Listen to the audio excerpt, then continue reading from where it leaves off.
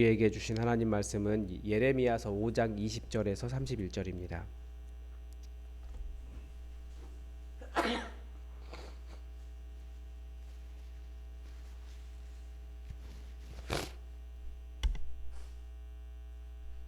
예레미야서 5장 20절에서 30절까지의 말씀입니다. 우리 하나님 31절까지입니다. 우리 하나님의 말씀을 다 함께 받들어 읽겠습니다. 너는 이를 야곱 집에 선포하며 유다에 공포하여 이르기를 어리석고 지각이 없으며 눈이 있어도 보지 못하고 귀가 있어도 듣지 못하는 백성이여 이를 들을지어다. 여호와의 말씀이니라. 너희가 나를 두려워하지 아니하느냐? 내 앞에서 떨지 아니하겠느냐? 내가 모래를 두어 바다의 한계를 삼되 그것으로 영원한 한계를 삼고 지나치지 못하게 하였으므로 파도가 거세게 이나 그것을 이기지 못하며 뛰노나 그것을 넘지 못하느니라.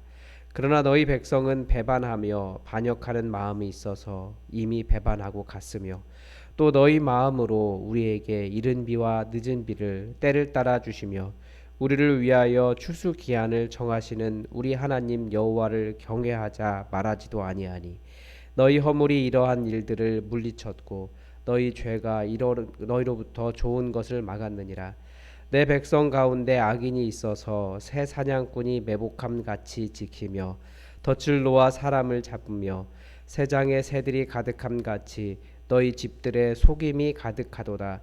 그러므로 너희가 번창하고 거부가 되어 살찌고 윤택하며 또 행위가 심히 악하여 자기 이익을 얻으려고 송사 곧 고아의 송사를 공정하게 하지 아니하며 빈민의 재판을 공정하게 판결하지 아니하니 내가 이 일에 대하여 벌하지 아니하겠으며 내 마음이 이 같은 나라에 보복하지 아니하겠느냐?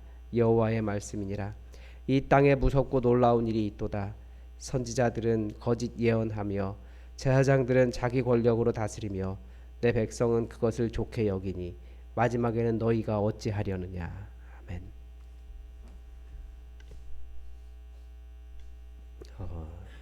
이제 어제 본문 어제 본문도 그렇고 이제 계속해서 남유다의 멸망에 대한 이야기를 하고 있습니다. 그런데 계속 예레미야서를 읽으면서 이런 질문이 들었습니다.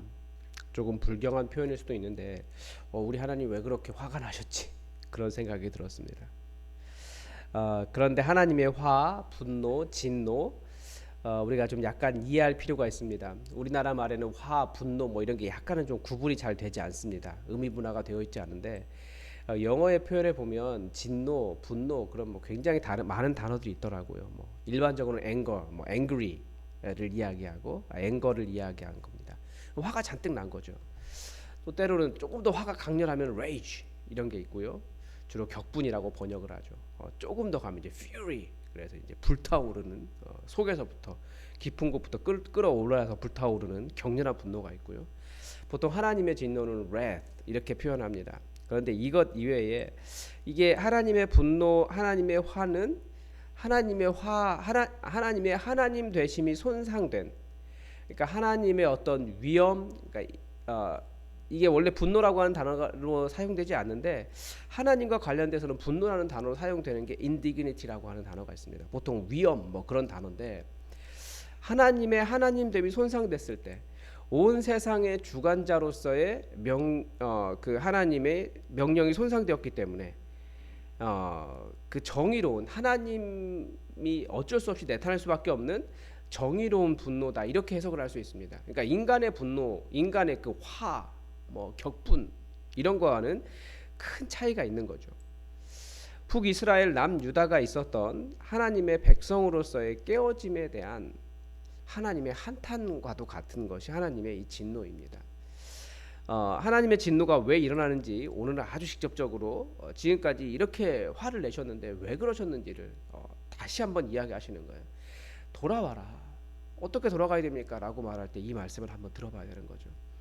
먼저 인간들 안에 하나님에 대한 두려움, 하나님을 경외함이 없기 때문입니다. 하나님을 무시하고 있는 거죠.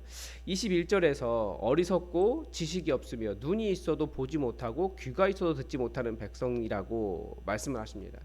무엇을 모르고 무엇을 보지 못하고 무엇을 듣지 못하는 겁니까? 이 성경의 시대가 모든 것을 신화로 해석하던 시대였습니다.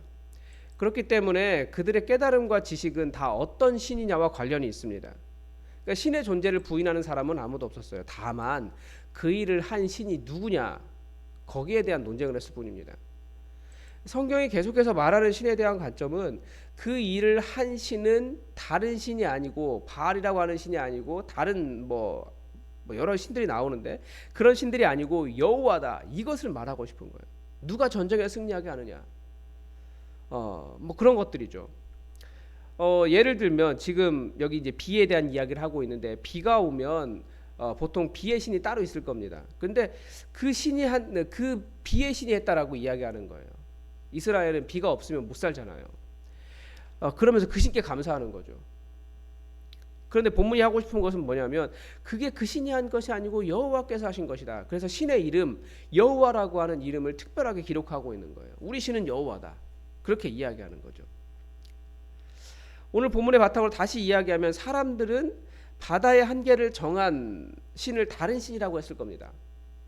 그러니까 사람들은 자연을 보면서도 여호와 하나님을 공경할 줄 몰랐던 거예요. 우리 시대도 그렇습니다. 우리 시대의 신은 뭘까요? 자연에 대해서 뭐 과학이라고 하는 신이 될 수 있을 것 같아요. 근데 과학이 사실은 그 기독교를, 하나님을 반대하는 것은 아니거든요. 사실 사람 안에 있는 그것이 하나님을 반대하는 거죠. 우리가 이렇게 평안한 환경 속에 살아가는 이유는 하나님께서 이 지구의 질서를 만드셨기 때문입니다. 본문은 이것을 바다의 경계로 예를 들어서 설명하고 있습니다. 파도의 이미지가 그래요. 항상 날름 이렇게 땅을 넘어오려고 하잖아요. 그런데 어느 선까지는 안 넘어옵니다. 일반적인 경우에는. 왜 그러냐? 하나님께서 그 경계를 정해놓으셨기 때문이다, 이렇게 가르쳐 줍니다. 누가 이 깊은 지혜를 깨닫습니까? 그래 사람들은 이런 질서를 볼 때마다, 야, 우리 하나님께서 정말 기가 막히게 만드셨구나, 감탄하고 감사하고 경탄하고 찬양할 줄 알아야 되는데, 어떤 사람들은 뭐 바다의 신이 지켜줬다든지, 아니면 물리의 법칙이 그렇다든지, 하나님이 어디 있어, 그렇게 이야기하는 겁니다. 특히 이 시대의 신은 그렇게 이야기하는 거예요. 물리 법칙이 그런 거야. 아니, 그 물리 법칙을 만드신 분이 하나님이시라고요. 그렇게 생각하는 것이 하나님을 무시하는 것이다, 이렇게 본문이 이야기하는 겁니다. 저는 이 지구에 살고 있는 것 자체가 그렇습니다. 이 지구는 우주라는 공간 속에 떠 있습니다. 여러분, 이게 어떤 물체가 공간 안에 떠 있는 것이 가능할까요? 그런데 그게 다 각각의 별들이 약간의 자성 같은 게 있어서 그 자력으로 이렇게 서로 밀기도 하고 당기도 하고 돌기도 하면서, 그러면서 힘을 정확하게 맞춰서 공중에 떠 있는 거잖아요. 그래서 저도 자석을 가지고 공간에 띄워보려고 몇 번 시도를 했어요. 될까요, 안 될까요? 안 됩니다.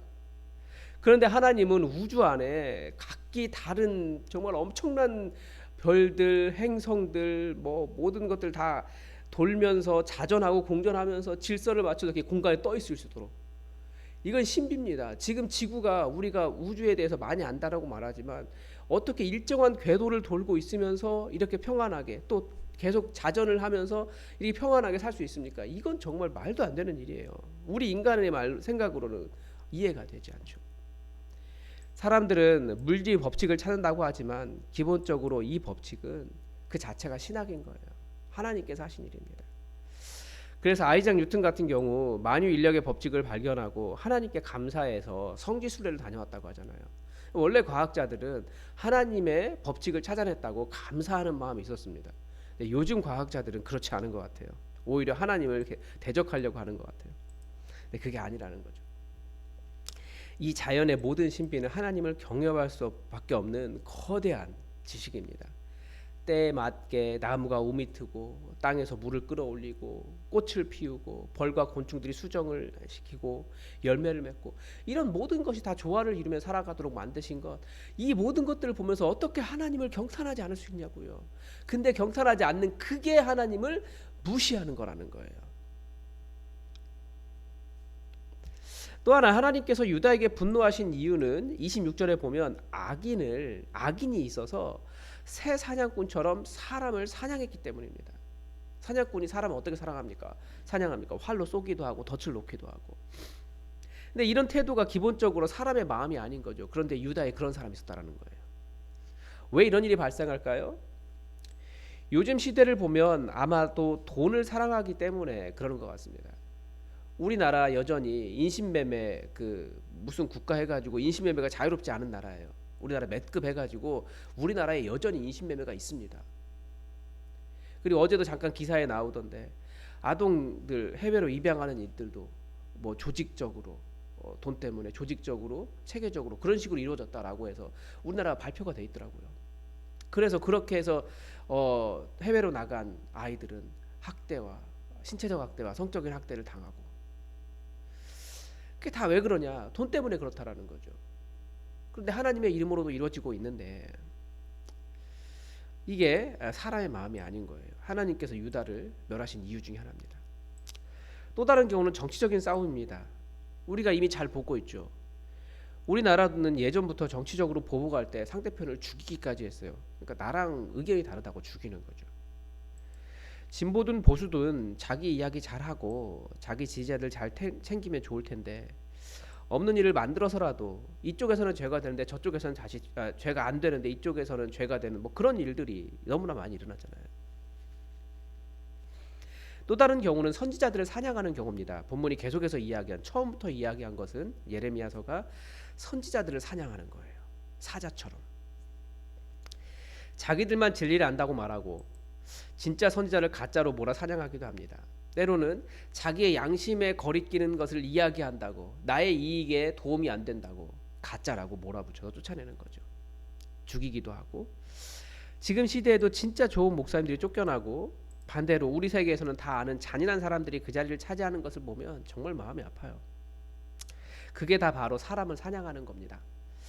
하나님은 사람 억울하게 하는 것을 정말 싫어하십니다. 악한 사람이 아니고 약한 사람 사랑하는 마음 없는 것, 불쌍히 여기는 마음 없는 것, 나의 이익을 위해 다른 사람 죽일 수 있는 마음이 바로 하나님을 무시하는 겁니다. 유다가 멸망한 이유입니다. 27절에는 이번에는 사기치는 것을 말씀하십니다. 역시 왜 사기를 칩니까? 말씀은 뭐라고 말하냐면 사기쳐서 번창하고 거부가 되었다라고 이야기합니다. 살찌고 윤택해졌다고요.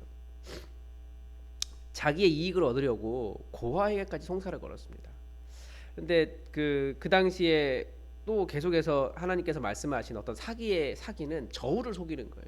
그러니까 많이 속이는 것도 아니고 큰 권력이 있으면 큰 대로 속이고 작으면 작은 대로 속이는 거죠. 자기 이익을 얻으려고 고아에까지 송사를 걸었습니다. 그 송사 자체에 뭐가 있는 겁니까? 어차피 고아는 가족이 없으니 그 녀석 하나만 힘들면 다 편할 수 있으니 그 녀석에게 다 덮어씌우자 뭐 이런 그런 생각인 거죠. 이런 식의 불공정한 재판이었다는 겁니다. 우리나라도 최근에 그런 송사가 한번 있었습니다. 그래서 언론이 이렇게 한번 그 지적을 해서 공론화 되니까 이제 그 송사를 취소한 적이 있는데 정확한 내용을 찾아보려는데 잘 못 찾았는데요. 제 기억으로 보험사가 죽은 아버지를 대신해 미성년 아들에게 구상권을 청구한 일이에요. 법에는 마음이 없죠. 법에 마음이 없는 것이 아니라 돈에 마음이 없는 겁니다. 돈에는 어떤 사람을 배려하는 마음이 없는 거예요. 돈만 걸려 있으면 그 대상은 절대 빠져나갈 수 없게 하는 거죠. 물론 법은 무엇을 공정하다고 할까요? 법대로 하는 게 공정하다라고 이야기할 거예요. 고아라도 구상권 지불할 거 있으면 아버지 거 대신해서 지불해야 된다. 그게 법일 거예요. 그렇게 해서 부자들은 법적으로 문제 없으니 우리 책임이 없다라고 말을 하겠지만 하나님은 그것을 책임이 있다라고 하시는 겁니다. 우리 시대에 지금 10대 마약이 문제가 되고 있습니다. 뭐 마약과의 전쟁을 이 정부가 하고 있기 때문에 더 그럴 수도 있는데 대체 누가 10대들에게 마약을 팝니까?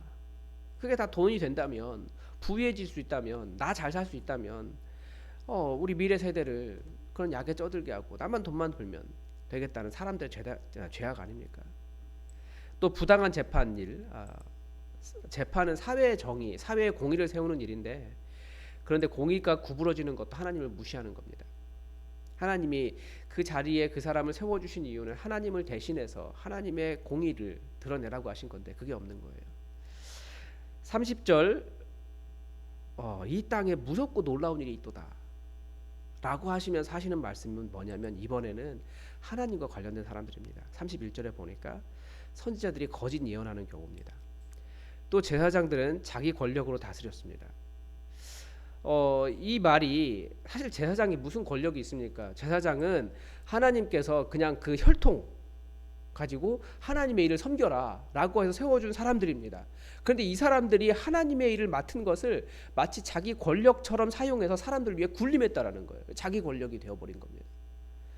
제사장이 권력이 아닙니다. 그리고 더 기가 막힌 것은 하나님의 백성이 이런 것들을 좋아하더라는 거예요.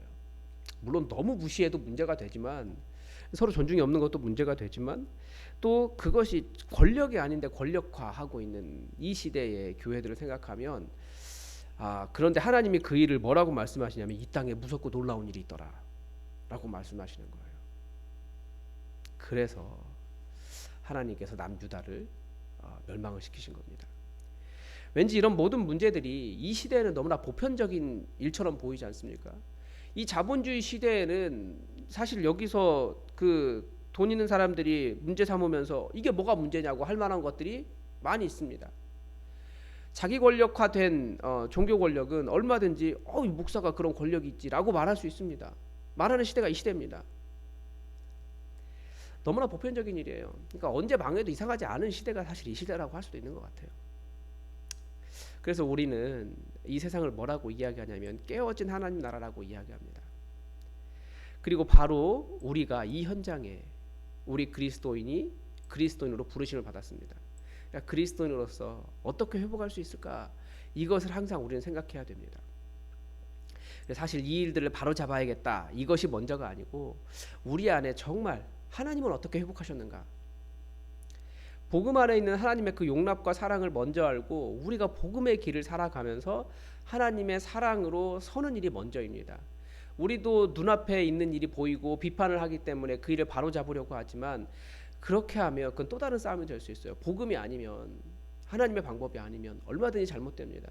그래서 우리가 먼저 해야 될 것은 내가 정말 하나님의 사랑을 제대로 알고 그 예수님 안에서 용납되고 있다는 것을 제대로 알고 나 같은 죄인을 용납하신 그 사랑으로 다른 사람을 대할 줄 아는 복음의 길을 걷지 않으면 똑같은 문제가 발생합니다.